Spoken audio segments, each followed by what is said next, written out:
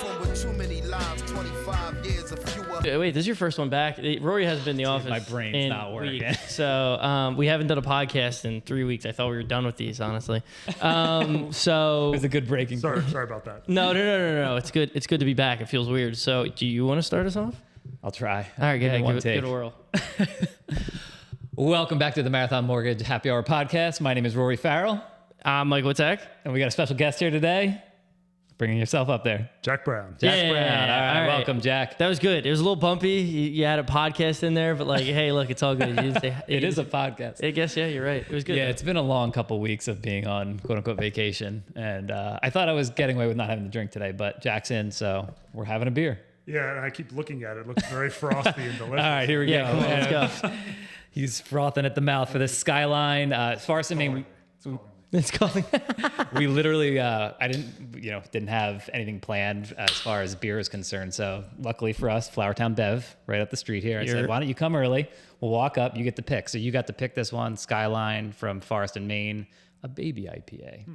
Mike, what do you think a baby IPA means? Low APV. Ooh, look at Come this on, guy, son. he's learned something. Come on, son. There you go. So this one That's is you, man. 4.1% baby IPA. It's going to be definitely lighter on the palate. It's still going to have that hoppiness. It's probably going to smell nice and fruity. All Let's right. see. I'll top you off a little bit more here. Hey, Yeah, it does. There you go. All right. Shout out Forest Maine. We've done plenty of them. We love those guys. Cheers. Cheers. Thank you for coming in. sure. Thanks for having me. Oh, yeah, that's good. Man, That was good. Mikey? good. I haven't had a beer in weeks. What? So, yeah, man. I mean, it's just like, that's what I drink. I mainly drink spirits. God, this guy just found out what spirits worked like 18 weeks ago. Yeah, no, wrong. That was like one of the first podcasts we ever did with a guest. Actually, it's been probably close to 2 years yeah. since I've learned the word spirit. And so this guy happened, his wife worked for like a spirits Yeah. company, and he kept saying spirits. And Mike was just glazed over. And after the party, he's like, what are spirits? No, it was on the podcast. They were talking about, he had brought me, so John, this guy John, he's another realtor. He had brought, his wife worked for a big company, and he brought me like a very expensive bottle of whiskey to say thank you for being on the podcast. Nobody's ever brought me a gift before or after that. So I was like, oh my God, thank you so much. And I didn't know what it was. I don't drink whiskey. So like Tom and him are like, dude, do you know how much it is? Blah, blah, blah. So we get on a podcast and he's like, yeah, my wife works for this company. It's like a lot of spirits and stuff. I'm like, what the hell's a spirit? You were probably 23 years old. Probably, yeah. At that probably. point, Yeah. so. To be fair, I wouldn't have known what a spirit was. Yeah. See? Even now? No, More- at 23. Oh, at 23. Oh, yeah. I knew what Natty Light was at 23. Yeah. Not what a That's what he said. I was like, Mike, what do you want us to get? He said, Corona Extra. Yeah, I'm like, exactly. no. Exactly. You've learned a lot, though. So Yeah. you knew what a baby spirit IPA was. But anyway, enough about me and my dumb vocabulary.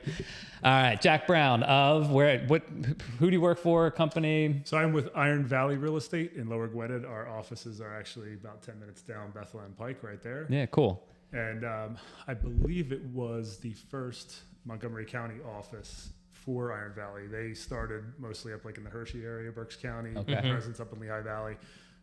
Came to Doylestown and opened up the first office here in Montgomery County. I think they have another one in Pennsburg. So they're coming down and spreading. Yeah, you They definitely are. see him more often now. They're pretty big up where I grew up, like in the Poconos area. Right. There's two teams up there that I work with that are Iron Valley, and they're a pretty big team up there. So that's why when you said you were with Iron Valley before the podcast, I'm like, Iron Valley? I was like, really? That's so funny. And then, so they're making their way around. That's good. Yeah. Expanding. And usually the way that we start is like, how did you get started in the industry? You know, things like that. So why don't we jump right into it? Yeah, absolutely. So, I was thinking earlier when I was talking to you when we were on our beer run, I got into the business as a kid. I was always trying to figure out what I wanted to do in life, as we all do. And you might remember that meeting you had with the high school guidance counselor. Like, so what do you want to do? And I felt like a senior year, all my friends, everybody had what they wanted to do. I'm like, I don't know. I definitely didn't know. And people would tell me, well, you look like a cop. You got cop face. Yeah, they have a cop face on. And where you'd be good in sales because you talk a lot, and I was always getting in trouble in class, just clown stuff. Kind of. So I by the time I was like 23, I want to say I started going to college just so people would get off my back and leave me alone. Did you take a gap year, or did you just go straight away just Let's because? see. They didn't call it gap year back then. It was I don't know what I'm doing. Just trying here. to fancy it up for you. Sure, yeah. No, I did take a gap year and a half. Okay. and then started to go off and on to Montco. Finished at Westchester finally, and Go it Rams. took me about 8 years. Thank you. 8 years where most people get a doctorate. I just had a bachelor's, but You're the Van Wilder of Westchester. correct. No, that was the thing. And people would ask me, I have a degree in history, and they're like, "What are you going to do with your degree?" Hang it on my fridge. I don't know. What did you do with your degree? Because my degree is not doing anything for me right now. I so. don't know where it is. I honestly don't know where my degree is. It's a great question. But anyway, Well, they said, everybody would say when I said history, "Oh, are you going to be a teacher?" Like automatically, everybody. I said, "Is that what you do with a history degree?" I mean, I wouldn't know what else to do with it. yeah. So I said, "Sure." So I had it narrowed down to become a teacher, a cop, or a lawyer.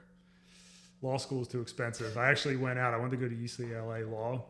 I went out there to tour the campus, and my buddy Chris goes, "Hey, you're going out there. Could I come with?" And his brother, then my brother joined, and 2 other people. I never went to the campus. I was gonna say you just partied. Never went. You would never get any work done. No, Yeah. our hotel was next to the In-N-Out Burger, so we just Oh, just cut a couple double animal styles. We call it a night. a couple other places we went to, but we won't talk. So that didn't work out. I did actually try out for the state police a couple times. That's a whole other story too, but didn't make it. But it all ended up working out. So while I was a teacher in Philadelphia and then in Centennial and Warminster, one of the teachers there, I saw Long and Foster on his LinkedIn. So I started chatting with him and started talking about real estate. And I used to sell windows and doors too a long time ago when I was in college. So I had been in contact with builders, architects, and sort of in the business already. And they were real estate investors. And God, if only I knew then what I know now, I would have, done a little bit more with that. But Yeah, having those connections is huge. oh, it's huge. Yeah. And I still talk to a lot of those guys and stuff, but in terms of more on the investment side. But anyhow, started looking into that. I said, this is a way to use those skills that I had before, but also kind of be, I would say, a junior lawyer, not really an attorney. In fact, any realtor will tell you stay away from that. Yeah, right. You got to make sure you stay in your lane. But in terms of reading contracts, advocating for people, negotiating, I love that end of it. Once we get under contract, and I don't mean negotiating like you picture, this, not like that at all. It's more about building the rapport and the relationship with the other agent and having a good working relationship. Right. Knowing that although you're representing opposite sides and it's adversarial, it's mostly cooperative, but it's how you get to the closing table, but also advocate for your client at the same time. And once I started doing that, I said, this is it. I love it. So it gives me that chance without the law school bill. Nice. Yeah, that's nice. Yeah. That's an immediate raise year one. You don't have that law school bill. Exactly. But it is. I mean, it's funny that you mentioned that because on the clients that we've worked with, you can tell with like your relationship with them, like you're truly close to them. You got their best. I mean, everyone says, "Oh, I got best interests at heart," but like you've asked me questions before. I'm like, "Oh, this guy's thinking like about the client personally versus how to get this deal done." It sounds cheesy, but my mentor early on said to me, "Jack, pigs get slaughtered." And and there's various, you've heard that phrase before, I'm sure there's various ways to say it, but if you're only chasing the money, and look, I like getting paid, I got a commission check this morning, I'm very happy. But if that's all you're concerned about, like if you take care of the clients and the customers, the money will come, the referrals will come. But if you make that your primary focus, you're not going to have the customer's best interest. You're going to just chase that. You're going to, and it's more than evident. They know. And you'll be revealed to somebody who's just doing that, and they don't last very long in the business. Yeah, I mean, we had very similar conversations literally this morning about a different company that we won't talk about, but like just doing things the right way. Like you never have to worry about watching your back or like, oh, what did I say or what did I tell this person? It's like if you do things the right way, like all the time, then you just the business will come, and it might take a little bit longer, but it'll be longer lived versus maybe you lose your license after 3 years. Yeah, true. Exactly. So we had a very similar situation. I'm always explaining what that is when I go through a contract or it's in the agreement to sell. A lot of things show up in a lot of the documents, but the real estate recovery fund. Oh yeah. So, like, have you ever had any? No, have not, and I don't plan on doing that. But that's what that's there for, in case there's, malpractice, foul play. Right. Yeah. Right, exactly. But speaking of which, it's very heavily regulated. I mean, the person has to. It's the integrity of the person at the end of the day. But there's so many rules and regulations in place in the real estate industry. That was one of the more eye-opening experiences I had. It's very tightly regulated. Yeah, same with us. It's like I can't even imagine when loan officers get away with stuff. I'm like, how would you even do that? Like, I don't even know how you would do it. It's like, Yeah, it's nuts. Snatch some There's few. definitely a lot of rules and guidelines in place to protect the borrower and the Correct. buyer, which But is right. I have to make sure, like even on advertising, that my name and my phone number is not larger font. I know, than it's Iron crazy. Valley's and Iron Valley's phone number. You know, I know. Nuts. $1,000 fine. Yeah, it's crazy. So, and then you get audited every year, and you're like, they're like, start going through. I mean, now it must be so crazy because of all the Instagram stuff and like the stories and stuff. Like, how do you even, as an auditor, go through all that stuff? It's just like, and then us from our end when we're posting it, like just being very vigilant about everything. Like, I've had realtors post something like that I didn't create for me, like, oh, we're doing this, whatever, this event, and or hey, check out this guy's rates. And I'm like, no, you can't. Like, you can't put my name, like you got to do this, this, and this. So Yeah. I appreciate it. I want the exposure, but Sure. I also don't want the fine. You don't want Yeah. the fines. Nope. Exactly. Like going back to explaining the contract and going through all that, have you found any pushback this year with the new buyer's agency stuff? No, Like, no, not at all. yeah, No. I mean, feel like the good agents are like, no, it's not a big deal. Yeah, and a lot of the ones that I've, now we have to text each other, or, and I saw a lot of funny memes about how you communicate what the commission is. You leave it in the lockbox, where there was like a tomato pie that had 2.5% on it, or it's on the doormat. So it's a little silly how we have to do the end around or whatever. But I understand and when I explain it to people, and go back to what you said about integrity, like I asked them first, are you familiar with what happened? Here's what the crux of it was. Here's why it's there. Here's how I get paid. A lot of people say, if they're talking to their buyer clients, they say, well, you don't owe me anything. You don't have to charge me anything. That's not necessarily true. And, Yeah. and it might a little be, vague. but you have to be open and transparent about that. I think the good agents always were. Yeah, exactly. And not to get into the minutia of that lawsuit or anything and what it was, but as long as you are upfront about, say, this is what it is, and always everything is negotiable. It's all negotiable. Here's what I'm going to bring to the table. You communicate your value and let them know what they're getting and what they're paying for, what they're getting for it. And really, at the end of the day, it's like anything else. A car, or if you hire a contractor, you want to make sure you're getting good work, quality work, value. Yeah, Loan officer.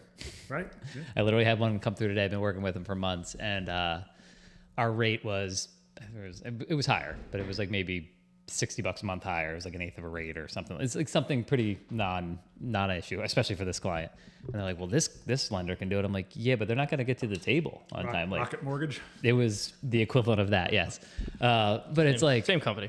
yeah, they're all those are the same. But I'm like, that's fine. But like, what are you're paying for what you get? Sure. You know what I mean? Like, my rate might not be an eighth better, but we're going to hit your commitment date. We're going to get to the settlement table on time. We're going to waive your appraisal. They didn't even know that they could do that. Like, there's all these things. And by the way, we already have your file. It's already like basically an underwriting. You have a 24-day closing. This is the non or intangible values that we can provide that these other lenders often can't.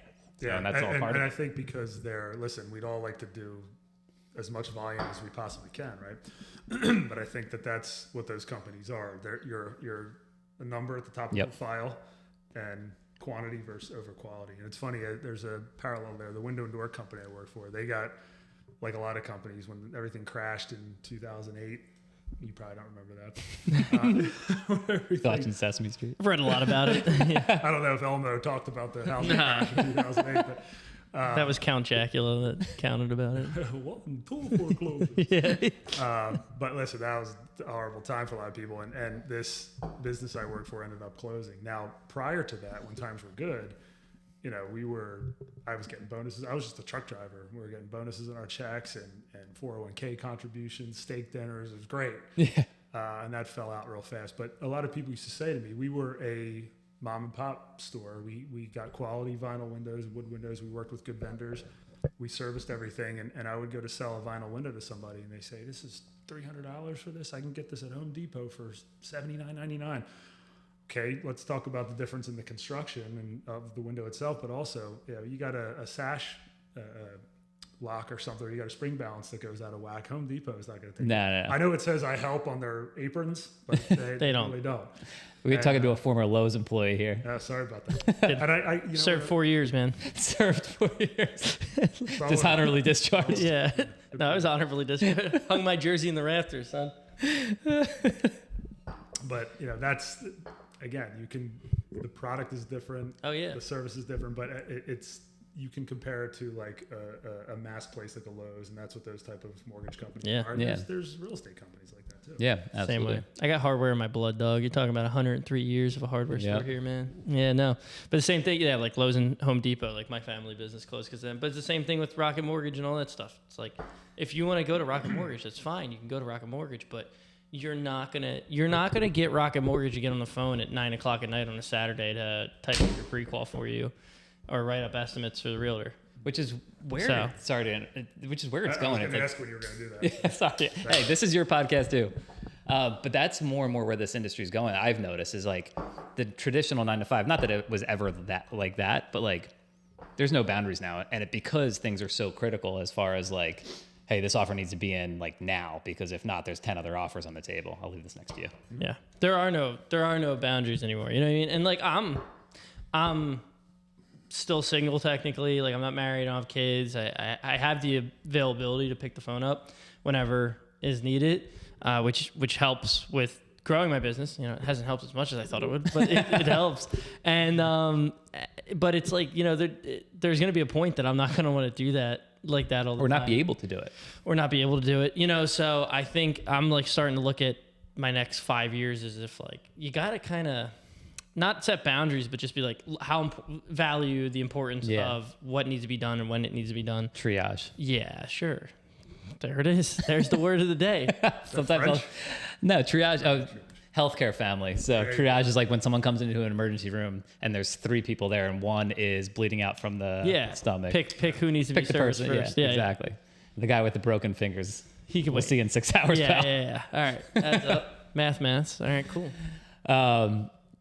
Yeah, so it's just funny that like all the good agents that we talked to are like, yeah, it's not a big deal. It never was. You know, it's all the same. You have the conversation with them and you move on. No, good. Yeah, good. Say what you want to say. I was going to say, and the other agents too, like I remember the first conversation I had after those new rules took effect, and she called or said, you know, they offer a buyer broker commission, yes. And we came down to, look, if we all do what we've always done, we're going to be fine. Yeah. And even talking to title agents and stuff, maybe you'll come across 1 or 2 out of 100 where the buyer paid for their agent's commission. Yeah, that's what I say. I never run into it. It's pretty rare. Yeah. Very rare. And then the other thing too that I wanted to talk or mention is you'd mentioned this year's been like a really good year for you.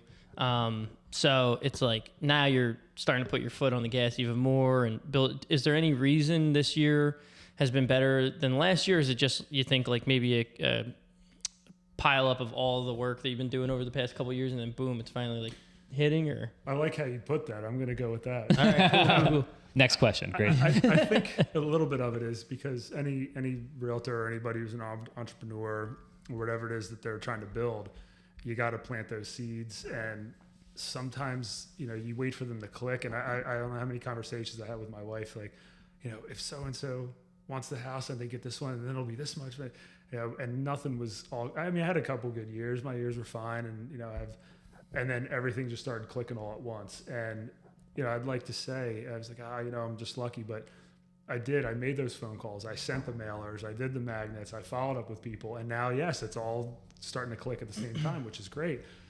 But, you know, I'm already thinking, okay, am I going to be able to duplicate this? Now that I've reached this level, I want to continue. It's only making me want to drive and do more of it. Yeah. So I think it is a result of, and it could take, there's some realtors year one, you know, they have that snap came through a lot. They have, you know, sell 10 million in real estate first year. Second year, maybe they do 500,000, or maybe they're consistent, whatever. It all depends upon the person and their sphere of influence and all that. But if you don't continue to do that, it's not going to happen. Yeah. 100%. Yeah, when you're in the middle of it, we do the same thing. We're in the middle of it and it's not flourishing. You're like, what am I doing wrong? Why am I doing this? Why am I spending the time on this effort that doesn't get me anything? And then when it hits, you're like, oh man, I'm really glad I did that. I'm glad I stopped by that office, or I'm glad I sent that box of cookies to that realtor or whatever. Because you just never know what's gonna be impactful. No. It's gonna work.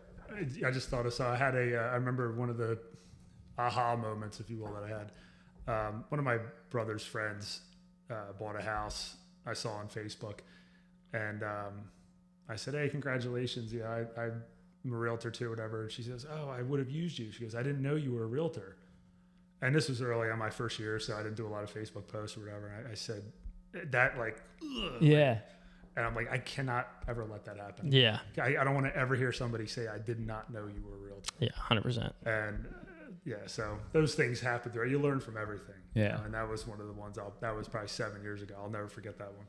Well, that's like all social media. It's like, it's so hard to gauge I mean, you're better at it because you can look at analytics and how many views and how many shares and all that stuff. And that's kind of the life you grew up with. We're of an older generation, so it doesn't come as natural, but like, I just like, whatever, just keep posting, keep trying to put out content that's interesting that people are going to look at even for a second. Cause like, if nothing else, a year down the line, they're like, "Oh yeah, like I saw all those things. Where's the loan officer? I need to refi or whatever." It's like, You just got to get somebody in here that could do these clips constantly for me. Like, cause I just don't want to do them half the time. that's the conversation I was having. And I'm starting to get busier too. And it's like, This last week, and I'm like, oh, I'm not good at it. Not that I hate it, because it's, a lot of it's fun, but like, it's one more thing that you got to put on your schedule too. Like on Monday I post this, on Wednesday I post this, on Friday I post this. In between I try and throw a couple things up, and it's just like one more thing. And I'm like, but I got to do it, because what we used to do is go into real estate offices and try and meet people in person, and that doesn't doesn't happen happen anymore. I mean, work- you mentioned you were work in out. an office today. That's a rare thing, like that teams or people are in offices. And even if they're in the office a lot of the time, you guys are also running around showing houses or doing listing appointments or, And to whatever. be totally honest, like most of the time I have a downtime here and there in the office, but then by the time I drive home, get home, it's like 5:30, 6 o'clock. Most of the nights I actually have phone calls lined up at like 6:15, 6:30, Yeah, you 7 do. o'clock at night. Like I'm talking to people until 8 o'clock at night most nights. So then 8:30 rolls around, I eat, I sit down for a minute. It's like 9 o'clock. I don't want to go through Opus and look at clips and like schedule posts for the next week. I just don't want to do it. And so I should be more disciplined here, but now I'm even getting more busy over the past month or two. So it's like staying on top of social media is so important.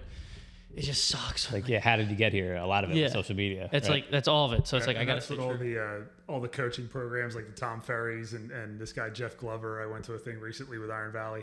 And, they all have their different approaches, but not a one of them will tell you that social media isn't important. And some of them that did in the beginning, in the early days, are not, doing it, or they're making up for that error in thinking. And I say that because I think that's what Jeff Glover said. But they all have you got to make it a system. You were just talking about Monday I do this, Wednesday I do that, and I've heard it all, and I need to do it too. The last thing I posted was, because I was on vacation, about a realtor on a surfboard with his laptop, and it's like, okay, haha, funny. Some people comment, you look at your likes, and people say, okay, Jack Brown, realtor, and that's all you need to go in there. Need that little. But then what's the next one? And I have some closings I'm backed up on. I need to put some pictures up, and hey, congrats to my buyers and whatever else. And it's like, it's like anything else. You got to stay on that schedule, or be Exactly. somewhere close to it. Yeah. Consistency is key. I just got to get disciplined with it. That's really it. And it's like, I know I have to, but I'm just like, the social media thing, it's like, it's It just, takes him like 2 seconds to do it. Meanwhile, I I'm know. like stumbling through. It takes me 40 minutes to know. post something stupid. I just got to get in that flow. You get in that flow state, like with editing. And Hey, then, if we all get really busy, we'll hire a social media manager company. hey man, Hey, Tom, we got something to talk to you about. I tried to hire one. I've been there. We were mentioning your office. So Iron Valley, you're right up the road. How often, are people in that office? How often are you there? Like, are you just doing closings there? It's sort of a little bit of everything. Because you said it's a unique format of how they run their offices. It is, yeah, and I think they're very. I don't want to speak for the corporate entities, but they're at least what drew me in. And it wasn't necessarily the business model of the powers that be. It's really on the local level. My owners, shout out to Zach, Debbie, and Beth Ann, and the support systems they provide. And then that's the first part. Then you see, okay, there's no fees for this. There's the support system. The CRM is fantastic. All that stuff put together. It's like, all right, this is where I want to be. And they'll have agent trainings every week in there. Some people come and go. There's closings in there. It's a little bit of everything, and doesn't hurt that it's right next to Penna's Italian Market, which is fantastic. I don't know if you guys have tried that yet, but get over I it. haven't. Where is this at? It's so go down Bethlehem Pike. It's right next to my office, and it's right by the Wawa and Fred Bean's Ford. Just gonna have to stop by your office and swing in Sure, sometime. absolutely. Sounds good. Yeah, so it's a little bit of all that, but it's you talk about being genuine with clients.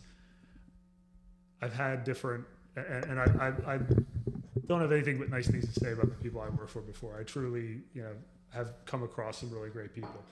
But it's very, very easy to tell right off the bat that the brokers I have now, the owners of my office, care about building up their agents. And you talk about taking phone calls. They'll take a call from me. I joke with them. I work through them like, whose turn is it now? Because 3 of them. Who am I going to bother? Or it's like, if you want to get a yes on something, you go to one parent versus the other. Yeah. So I sort of, instead of parent shopping, I'm like broker owner shopping with those 3. But they'll answer your question. They'll get back to you. And it just, the genuineness of the support there, because if their success depends on us. Yeah. And they're willing to take that time and all that to build up the agents. And I don't think I would be having the kind of year I'm having if it weren't for them, really. I mean, I did a lot of the work and all that, but it's a huge part of it, for sure. And how many agents do you think you have in that office?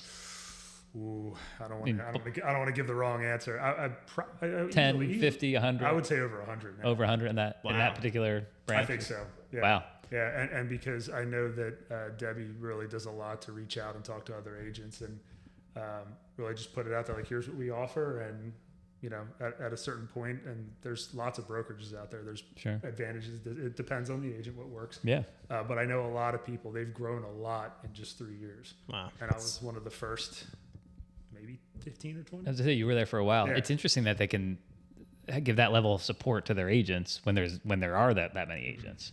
So that's impressive. Yeah, and there's some agents too, like, the rookies generally need more care and support than veteran agents. But there's some that come in and they know what they're doing. They don't ever call them. And somebody like me who's like, yeah, I want to call again. They're like, Jack, I told you that last week. Yeah, I like double checking. Yeah. Yeah. But the funny thing is, they always say, look, I'd rather you. Back to what you're saying, with the support and maybe someone who's an agent who's newer needs more support and something. And I know they always say, because I say, look, I'm sorry to bother you. Bring it closer. Yep, sorry. I say, I'm sorry to bother you. They say, no, look, I'd rather you call and ask this now. Because, again, from their standpoint as the broker, they're responsible for everything that their agents do. Yep. Yeah. And they'd rather you ask that question, get it right now, than have to put out the fire later on. 100%. Yeah. With Tom, like, there's stuff, I've been in the business for 10 years. Stuff that I should know and I do know, but I'm like, Tom's here. He's an expert. I'm just gonna ask him real quick since he is here. That's one of the benefits, at least for us, for being in an office. Like, we all sit within 10 feet of each other. You saw downstairs, so it's very easy for me to poke my head into Tom's office and be like, "What do you think about this? How would you handle this?" And It's funny. This setup reminds me a lot of the window company I worked for. Yeah. It was a little place like this. It was like 4 or 5 guys that worked there. The owner was this older guy, Phil, that sat and he just did like the bookkeeping and stuff, and you'd hear him curse or something out of nowhere every once in a while. But we had a basketball hoop out front. We had a gas grill. We had cooked burgers for lunch. It was an awesome group of guys. But that's a move. Getting a grill for here. That is a move. Idea. He keeps trying to get Tom to put like a deck off the side so we can. I want a deck off the side over there in the grass, and so we can have a grill and stuff. But that was a good idea. See, I'm just listening, learning. Yeah, no, but that setup is great. And there's things that I've asked. I feel silly about it later. I'm like, you know this stuff. I've been doing this 8 years and however many transactions. But like, listen, if I were in the position, if I'm ever, I don't know if I'd ever be a broker, but I'd rather, like, let's say you were even a seasoned agent, and I would not be mad that you called me and asked me the question. Yeah, I'd be for sure. appreciative of it. And I don't care if you were doing it for 1 year or 20 years. Yeah. Doesn't matter. All it is a phone call. That's your job. This is a question. Yeah. It's like sometimes when we mess up on a loan, we'll go to Tom and bring him in, and you kind of get nervous because you're like, I don't mess up on. All right, dog. Don't even, I'm gonna curse on the podcast, brother. But they we'll go to Tom, and he's happy we got him involved with it. Instead of, He always fixes things. Yeah, I don't know how he does it. He's got the golden touch. No matter what, he's like, "I'll just do this, and Don't that." say that. Knock on wood now, dude. Because if we need something fixed and it does get fixed, I'm gonna kill you. But it's the truth though, because like you get nervous to go talk to him about something that's going on or whatever, and you're like, crap, did I mess up? Whatever. But he's just happy that we're involving him because he wants to be on Especially top of it. early on, where there's enough time to fix it before it becomes a real issue. Like you said, put fires out when it's too late. So Yeah, for sure. So obviously your career has been ramping up and you had a really good year. What are you excited about? I know you said putting your foot on the gas, like this next year to 18 months to 2 years. Like, What are you excited about in real estate? That's a good question. I'm actually in the process. I'll be a little bit slowly, but because of the volume, I'm looking to build maybe at least one other, two other agents on a team. Cool. Next week I'm sitting down with my wife because I need a transaction coordinator / executive assistant. She's always been helping me with it, but in terms of knowing the Get her a business card. Come on. Yeah, Make it official. I started copying her all the emails. And stuff, so, but our girls, we have soon to be 10-year-old and 7-year-old, and they're going to an art camp next week. So I said, look, that's perfect. Cause and I think you were talking about having to try to work from home, or I remember listening to one of your podcasts about that, and you'll know soon enough. It's even if you don't have kids at home or you're by yourself, there's still the distractions. I'm going to go get a snack. We're going to do this, it's like when you're dressed for success, if you're in an environment where you're doing work, you get the work done more than you would at home, but out of necessity, you have to do it sometimes. Yeah. But since the kids are going to be gone, it's like, look, let's sit down from start to finish. I have a listing appointment I'm actually going to later today. I'm going to start that next week and take her from the beginning, all the way through that process. And that way because I like doing this part of it, talking to the clients and negotiation, the paperwork stuff, and hey, did you get me this, that, and that's really her strong suit. Oh, good. And to have somebody else to rely on. I'd love to have other agents too that I could say, can you do the showing then? Because you'll see it starts to conflict at different times. Yeah, for sure. When you have one or two clients at the same time, okay, you can manage that. When you start to have 4, 5, 6 at the same time, and I'm not trying to make myself sound all big, but you're juggling people. You need help. What address was this? What address was that? The numbers start to. Today was 447. Tomorrow's 2142. I had 3 one time. You said I can curse. I shit you not. It was like 243 whatever street, 342 and 234, like the same freaking digits all in a row. And I was putting stuff in the email subject lines. They're like, Jack, this is this. I'm like, Christ. We're just going by street name from now on. Yeah. So that could you need somebody that you could rely on. And I've been a one-man show for most of it, and I say that, with my brokerage and everything, but me really handling all of it. Right. Yeah. You have to treat it like a business. And it's a business, and you have to treat it as such. That's one of the things that when we talk to really successful agents who grow quickly, like start and then grow quickly, or have been doing it for years and then all of a sudden have a couple banner years where they just like exploded. They always talk about like delegation and scaling, and, what the best way to scale is. And it's really, it's hiring people to do the things that eat up your time. And it seems like, oh shoot, I got to pay someone to do this that I can do on my own. But how much time does that free up to do the things that you're really good at? Yeah. If I have to click and drag more signatures over to DocuSign, I can. Well, I think that's it. Unless you want to add something, Anything else? Mike. You guys want to talk about hardware stores or anything? No, I'm cool. Windows, doors. Hardware store, movies. Movies. I mean, again, a whole other. We've done these podcasts where we don't talk about real estate at all. It's just traveling, or like whatever the guy ends up being into, or the girl ends up being into. Yeah. It just like devolves into movies or traveling or whatever. And I could talk movies for hours, dude. So. Yeah, you might be stuck here. Well, same here. Every time I say, everything is an analogy to a movie. I'm like, well, this is that time like when John Candy had to eat the old 96er in the great outdoors. That was before you were born. Dude, so is True Lies. I think True Lies came out the year I was born. Really? Yeah. All right. Well, then this will be a good way to end. Your favorite movie of all time. I know it's hard, but just throw out maybe one or two that you just love that you can watch on repeat all the time, and then also a new movie that you were impressed with, because movies these days are a little shit. Yeah. So it is hard to name a favorite, but I'll say there's 2 in particular, and it was sort of by force that I had to watch them over and over and over again. So when I was in Westchester, I lived in this condo with a roommate, and we didn't have any money, obviously. Half the time the power was out, but we had no cable or anything like that. Yeah. So we had a DVD player, and there were 2 DVDs, and it was Super Troopers and Out Cold. Yeah. And Out Cold. I forgot about Out that. Cold's great. It's actually, that's a remake of Ski Patrol. It's an 80s movie. Okay. Same format that they remade. And they still made it feel very 80s. I like Out Cold, but there's nothing like the original. So Ski Patrol, put that on your radar too.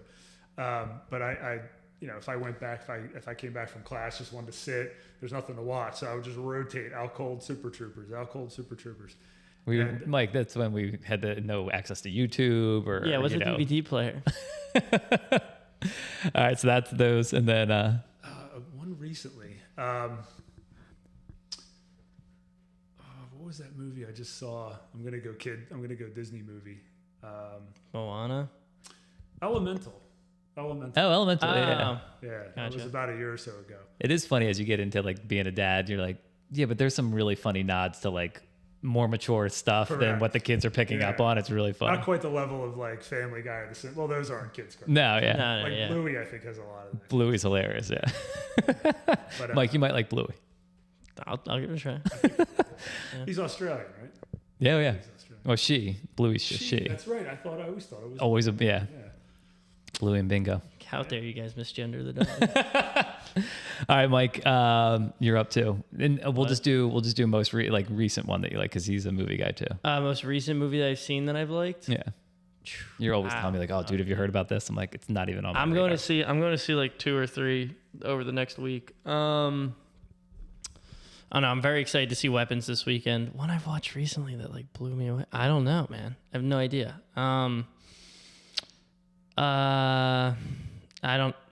Don't know, dude. Weapons. Final answer. Weapons.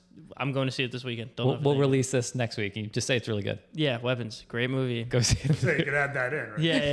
Editing, you Yeah. catch that right I now. would. My favorite movie of all time is probably A Bronx Tale or All Quiet on the Western Front.